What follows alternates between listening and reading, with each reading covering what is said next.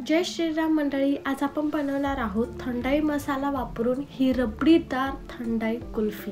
कुल्फीचं texture बघूनच तुमच्या तोंडाला पाणी सुटलं असेल, हो ना।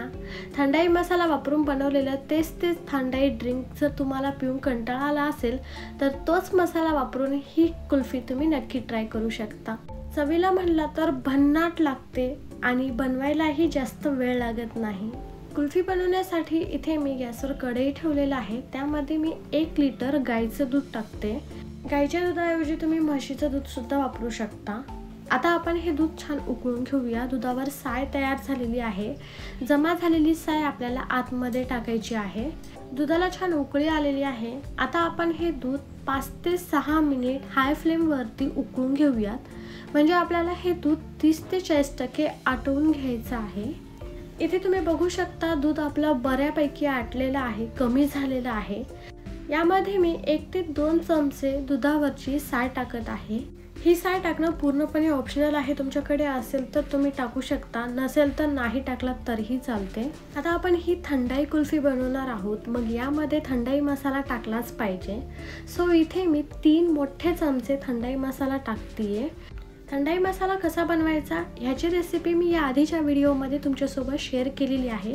अजून जर तुम्ही ती रेसिपी पाहिली नसेल तर तुम्ही नक्की जाऊन बघू शकता, मी त्याची लिंक डिस्क्रिप्शन बॉक्समध्ये देते। आता आपण थंडाई मसाल्यामध्ये कस्टर्ड पावडर आणि मिल्क पावडर टाकलेलं होतं, त्यामुळे या दुधामध्ये आपण जर डायरेक्ट मसाला टाकला तर थोड्याशा गाठी तयार होतात। जर तुम्हाला ह्या गाठी फोडत बसायच्या नाही तर तुम्ही सेपरेट दुधामध्ये मसाला टाकायचा, छान मिक्स करायचं आणि ते दूध या दुधामध्ये टाकून द्यायचं, मग बिलकुल गाठी होणार नाही। इथे मी हा थंडाई मसाला या दुधामध्ये छान मिक्स करून घेतलेला आहे। दुधाची कन्सिस्टन्सी तुम्ही बघू शकता, एकदम दाटसर असं आपलं दूध तयार झालेलं आहे। गॅसची फ्लेम एकदम लो आहे। आता यामध्ये मी 2 चमचे साखर टाकून घेते। 2 चमचे साखर एकदम परफेक्ट आहे। आता आपण ही साखर विरघळून घेऊया आणि गॅस ऑफ करून घेऊया। आणि इथे आपलं हे कुल्फीचं मिश्रण तयार आहे। खूप छान सुवास येतोय, खूप मस्त तयार झालेलं आहे आपलं हे मिश्रण। तुम्ही हे रबडी म्हणून पण खाऊ शकता जर तुम्हाला कुल्फीची प्रोसेस होईपर्यंत वाट पाहायची नसेल तर। आता आपण हे पूर्णपणे गार करून घेऊया।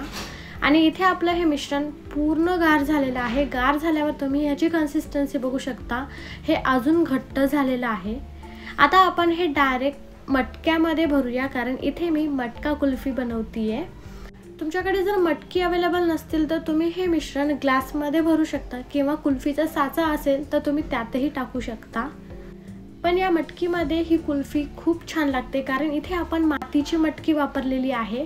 मातीचा सुवास त्या कुल्फीमध्ये ॲड होतो, त्यामुळे या कुल्फीची चव अजून दुप्पट वाढते। इथे मी हे कुल्फीचं मिश्रण एका छोट्याशा ग्लासमध्ये सुद्धा भरलेलं आहे। आता यावर मी बारीक कट करून घेतलेले ड्रायफ्रुट्स आणि काही केशरचे धागे टाकलेले आहेत। आता आपण यावरती ॲल्युमिनियम फॉईल लावून घेऊया, यामुळे ना कुल्फीवर आईस क्रिस्टल जमा होणार नाहीत। आता आपण हे फ्रीजरमध्ये सेट होण्यासाठी ठेवूया। 7 ते 8 तास आपल्याला हे फ्रीजरमध्ये ठेवायचं आहे, तुम्ही रात्रभर पण ठेवू शकता। आणि इथे आपली ही रबडीदार थंडाई कुल्फी तयार आहे। मी हे सेट होण्यासाठी रात्रभर फ्रीजरमध्ये ठेवलेलं होतं। आता आपण यावरची ॲल्युमिनियम फॉईल काढून बघूया। वाव, काय भारी झालेली आहे आपली ही कुल्फी, तुम्ही बघू शकता एकदम परफेक्ट सेट झालेली आहे, खूप छान दिसते। इथे मी ग्लासमध्ये सेट केलेल्या कुल्फीमध्ये कुल्फीच्या काड्या रोवून घेते। आता आपण ही ग्लासमधून कुल्फी बाहेर काढून घेऊयात।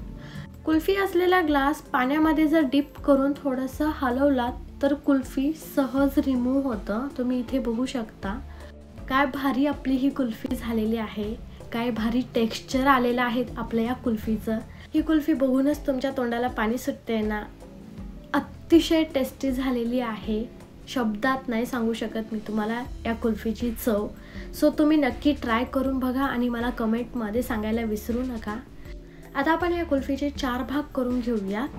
मस्तच पिस्त्याचे काप टाकून या कुल्फीला छान गार्निश करून घेऊया।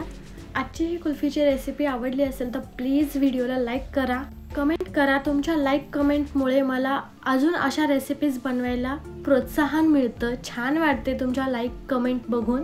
इथे मी तुम्हाला मटकीतली कुल्फी सुद्धा दाखवत आहे. या मटकीतल्या कुल्फीचं टेक्स्चर सुद्धा अप्रतिम दिसते आणि मातीची मटकी असल्यामुळे ही कुल्फी चवीला जबरदस्त लागते. सो पुन्हा भेटूया अशाच रेसिपीज सोबत. तोवर मस्त खा, मस्त रहा. Bye bye, take care. जय श्रीराम.